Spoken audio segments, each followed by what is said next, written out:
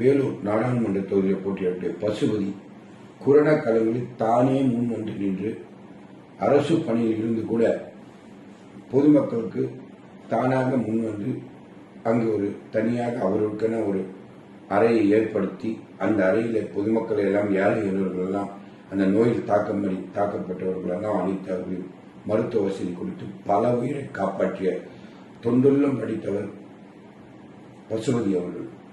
ஆக இந்த பசுபதி குழுவும் அவருடைய எண்ணங்களில் அவர் சாதாரண ஒரு விவசாய குடும்பத்தில் பிறந்தவர், மருத்துவர்.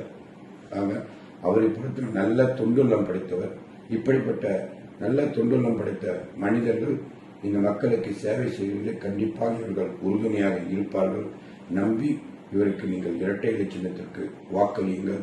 இந்த தேர்தலை பொறுத்தவற்றில் தர்மத்திற்கும் அதர்மத்திற்கும் நடைபெறுகின்ற தேர்தல், நீதிக்கும் அநீதிக்கும் நடைபெறுகின்ற தேர்தல். தர்மதனை சூதுகவும் மீண்டும் தர்மம் வெல்லும் வெல்லும் வெல்லும் என்று சொல்லி உங்களுடைய பொன்னான வாக்குகளை இரட்டை இலை சின்னத்திற்கு வாக்களியுங்கள்.